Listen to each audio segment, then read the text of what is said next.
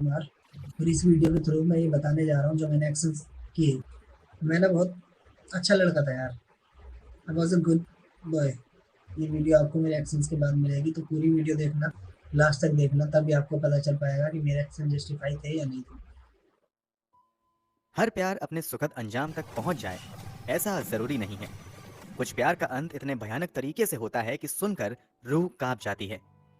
आज हम आपको जिस सच्ची घटना के बारे में बताने जा रहे हैं, उसमें भी कुछ ऐसा ही हुआ था। नोएडा के शिव नादर यूनिवर्सिटी में पढ़ने वाले दो छात्र एक दूसरे से प्यार करने लगते हैं। प्यार इतना गहरा हो जाता है कि साथ जीने मरने की कस्में तक खा लेते हैं। मगर तभी 18 मई 2023 के दिन लड़का सरेआम लड़की को गोलियों से छलनी कर देता है और कुछ ही मिनट बाद लड़के का भी भयानक अंजाम होता है। इस घटना के बाद हर किसी के जहन में बस एक ही सवाल घूमने लगता है कि आखिर इन दोनों के बीच ऐसा क्या हुआ कि प्यार से शुरू हुआ रिश्ता खूनी अंजाम तक पहुंच गया। आखिर लड़का यूनिवर्सिटी के अंदर पिस्तल लाने में कैसे कामयाब हो गया। तो चलिए इन्हीं सवालों के जवाब के साथ साथ पूरी कहानी हम आपको आगे बताते हैं। इस पूरी घटना की जांच पड़ताल के दौरान पुलिस इन्वेस्टिगेशन में भी जो कुछ सामने आया था वो भी बेहद चौंकाने वाला था। तो आखिर क्या कुछ है इस घटना की पूरी कहानी, चलिए जानते हैं सब कुछ इस वीडियो में विस्तार से। कहानी में आगे नोएडा के शिव नादर यूनिवर्सिटी में हुए स्नेहा चौरसिया मर्डर केस की बात कर रहे हैं। स्नेहा चौरसिया कानपुर के ओम नगर की रहने वाली थी, मगर उसने अपना एडमिशन 3 साल पहले ही नोएडा के इसी शिव नादर यूनिवर्सिटी में करवाया था। घटना के समय स्नेहा बीए थर्ड ईयर की स्टूडेंट थी। यूनिवर्सिटी में 12 मई 2023 को एग्जाम खत्म हो चुका था और ज्यादातर छात्रों की छुट्टी हो चुकी थी और सभी अपने अपने घर लौट चुके थे। मगर स्नेहा समेत कुछ छात्र अभी भी यूनिवर्सिटी के अंदर मौजूद थे, क्योंकि 26 मई को यूनिवर्सिटी में दीक्षांत समारोह का आयोजन होने वाला था। इसी दीक्षांत समारोह की तैयारी के लिए कुछ छात्र अपने मर्जी से रुक गए थे। स्नेहा चौरसिया के साथ साथ अनुज नाम का एक लड़का भी तैयारी के सिलसिले में यूनिवर्सिटी में ही रुका हुआ था। अनुज अमरोहा का रहने वाला था तथा उसने भी कुछ साल पहले ही शिव नादर यूनिवर्सिटी में अपना एडमिशन करवाया था। वो भी स्नेहा की तरह ही बीए थर्ड ईयर का स्टूडेंट था। स्नेहा और अनुज दोनों ही सोशियोलॉजी विषय के साथ अपनी ग्रेजुएशन पूरी कर रहे थे। जैसा कि हमने बताया, यूनिवर्सिटी में दीक्षांत समारोह की तैयारियां चल रही थीं, तो 18 मई 2023 को भी छात्र तैयारियों में लगे हुए थे। तभी दोपहर के समय स्नेहा और अनुज भी यूनिवर्सिटी के डाइनिंग हॉल के सामने पहुंचते हैं। यहाँ पर दोनों एक दूसरे को देखते ही गले लगाते हैं और बातचीत शुरू कर देते हैं। अभी बातचीत शुरू ही हुई थी कि दोनों में थोड़ी बहुत बहस होने लगती है। थोड़ी देर की बहस के बाद फिर दोनों थोड़े शांत होते हैं और बातचीत का सिलसिला चल पड़ता है। इसी बातचीत के दौरान अनुज स्नेहा चौरसिया को गले लगाता है। गले लगाने के अगले ही सेकंड शिव नादर यूनिवर्सिटी का कैंपस गोलियों की ताड़ाहट से गूंज उठता है। जब लोगों का ध्यान आवाज की तरफ जाता है तो लोग देखते हैं कि अभी जिस अनुज ने स्नेहा को गले से लगाया था उसके हाथ में पिस्टल है, और जो स्नेहा अभी चंद सेकंड पहले अनुज की बाहों में थी वो खून से लथपथ जमीन पर पड़ी हुई है। लोग कुछ समझ पाते उससे पहले ही बड़े आराम से अनुज हाथों में पिस्टल लहराते हुए अपना बैग लेकर वहां से निकल जाता है। ये सब कुछ इतनी तेजी से होता है कि कोई भी अनुज को रोकने की हिम्मत नहीं जुटा पाता है और एक हत्या करने के बाद बड़े ही आराम से अनुज उस जगह से निकल जाता है। अब लोग भागते हुए जमीन पर गिरी स्नेहा तक आते हैं। लोग देखते हैं कि स्नेहा को पेट और सीने में 2 गोलियां लगी हैं। तुरंत स्नेहा को अस्पताल ले जाने की तैयारियां शुरू हो जाती हैं, मगर अस्पताल ले जाते ही स्नेहा को मृत घोषित कर दिया जाता है।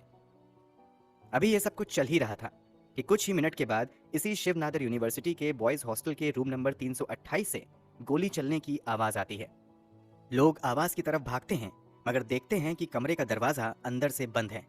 तुरंत ही पुलिस प्रशासन को गोली चलने की जानकारी दी जाती है। मौके पर पहुंचकर पुलिस जब कमरे के अंदर जाती है तो देखती है कि रूम के अंदर एक लड़का कोई और नहीं बल्कि अनुज था। पहली नजर में ही लग रहा था कि अनुज ने खुद ही अपने सिर में गोली मारी है।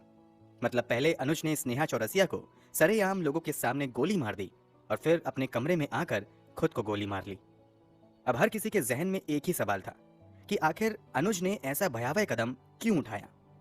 इस पूरी घटना से उठे सवालों का जो सटीक जवाब दे सकता था वो अनुज ही था, मगर अब अनुज ही इस दुनिया में नहीं था।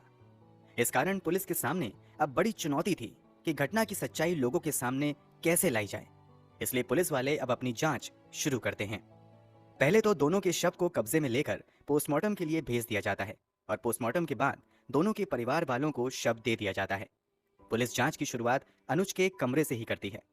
थोड़ी सी मेहनत के बाद ही पुलिस को अनुज का लैपटॉप मिल जाता है।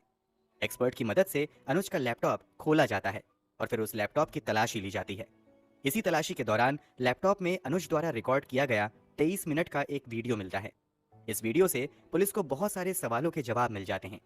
क्योंकि यार ऐसी लड़की ने जब मेरे साथ इतना किया है, उसके साथ मैं मेंटली फिजिकल हर तरीके से टॉर्चर हो रहा हूँ। मैं अपनी मेरी पढ़ाई अफेक्ट हो रही है, मेरी मेंटल हेल्थ अफेक्ट हो रही है, उस चीज़ का उसे कोई पनिशमेंट नहीं मिलना चाहिए। वो ऐसे लोगों के साथ आए खेले चली जाए, उसे कोई फर्क नहीं पड़े। मैंने अपनी लाइफ बर्बाद की इसके चक्कर में, इसके लिए सब कुछ किया। लोग कहेंगे अब लाइफ तूने इसके चक्कर में क्यों बर्बाद कर ली, सही कर लेता, मूव ऑन हो जाता। इतना आसान नहीं होता। जब इंसान कहीं से कनेक्ट हो जाता है, अंदर से कनेक्ट हो जाता है, अंदर से अपना मानने लगता है, तो नहीं हो पाता है मूव ऑन। अनुज द्वारा इस घटना के कुछ दिन पहले रिकॉर्ड किए गए वीडियो के मुताबिक जब स्नेहा और अनुज नए नए यूनिवर्सिटी में एडमिशन लेते हैं, तभी इन दोनों की मुलाकात होती है। वहीं पर दोनों की दोस्ती होती है। इसी दोस्ती के दौरान स्नेहा अनुज को बताती है कि वो किसी अंशु नाम के लड़के से प्यार करती थी, मगर अंशु उसे बहुत ज्यादा परेशान करता है।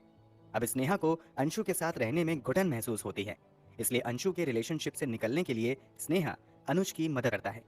अनुज की इस मदद की वजह से स्नेहा धीरे धीरे अनुज के करीब आने लगती है। इस कारण दोनों की दोस्ती समय के साथ और ज्यादा गहरी हो जाती है, जो एक समय के बाद प्यार में बदल जाती है। अंशु से मिली आजादी के कुछ ही समय बाद स्नेहा अनुज को प्रपोज करती है। अनुज के मुताबिक वो स्नेहा के प्रपोजल को रिजेक्ट करते हुए कहता है कि हम दोनों एक दोस्त के तौर पर ही सही हैं। मगर एक समय बाद अनुज भी स्नेहा के प्रपोजल को एक्सेप्ट कर लेता है और दोनों रिलेशनशिप में आ जाते हैं। अपने द्वारा रिकॉर्ड किए गए वीडियो में अनुज आगे बताता है कि पहले तो कुछ दिनों तक इन दोनों का रिश्ता बहुत अच्छे से चलता है। दोनों एक दूसरे को दिलो जान से प्यार करने लगते हैं, मगर बीतते समय के साथ स्नेहा का बर्ताव बदलने लगता है और धीरे धीरे इन दोनों के बीच लड़ाइयाँ होने लगती हैं। फिर एक समय बाद स्नेहा अनुज से कहती है कि मुझे अपना करियर बनाना है, मेरे कुछ सपने हैं, उसे पूरे करने हैं, मगर इस प्यार के चक्कर में मेरे सपने और मेरे घर वालों के सपने पीछे छूट रहे हैं। इसलिए मैं इस रिश्ते को खत्म करना चाहती हूँ और अपना पूरा ध्यान पढ़ाई पर लगाना चाहती हूँ। अनुज के बयान के मुताबिक स्नेहा के ऐसा कहने पर वो स्नेहा को समझाने की कोशिश करता है, मगर स्नेहा के जिद करने पर अनुज कहता है कि ठीक है, हम दोस्त बनकर रह सकते हैं।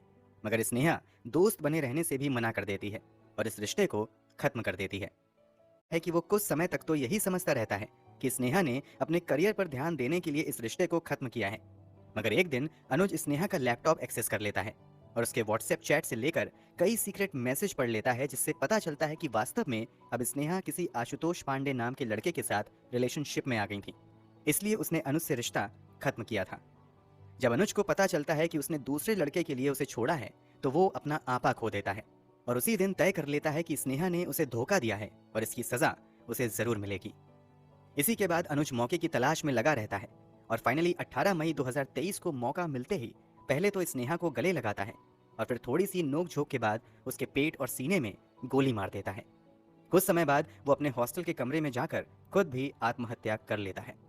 अनुज ने जो कुछ वीडियो में कहा था उसमें कितनी सच्चाई है, इस बात को समझने के लिए पुलिस अपनी जांच आगे बढ़ाती है तो कुछ और खुलासे होते हैं।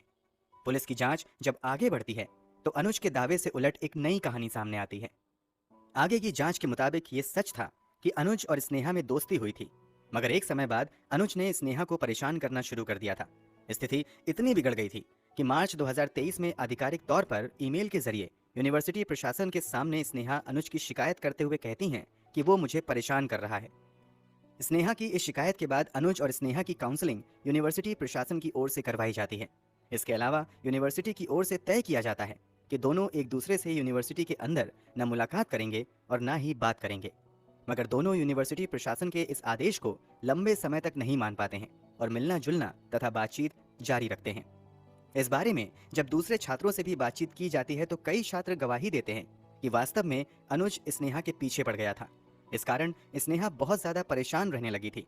तभी उसने यूनिवर्सिटी में अनुज की शिकायत की थी, मगर यूनिवर्सिटी से स्नेहा ने यह भी रिक्वेस्ट की थी कि अनुज के खिलाफ कोई सख्त कार्यवाही न की जाए, बल्कि उसे चेतावनी देकर समझाया जाए। स्नेहा की हत्या के बाद स्नेहा के परिवार वाले यूनिवर्सिटी प्रशासन पर आरोप लगाते हैं कि अगर यूनिवर्सिटी प्रशासन ने समय पर कार्यवाही की होती तो आज उनकी बेटी जिंदा होती। मगर यूनिवर्सिटी की ओर से सफाई दी जाती है कि स्नेहा ने लिखित कंप्लेंट देने से मना कर दिया था। इस कारण यूनिवर्सिटी ने अनुज के खिलाफ कोई सख्त कार्यवाही नहीं की थी।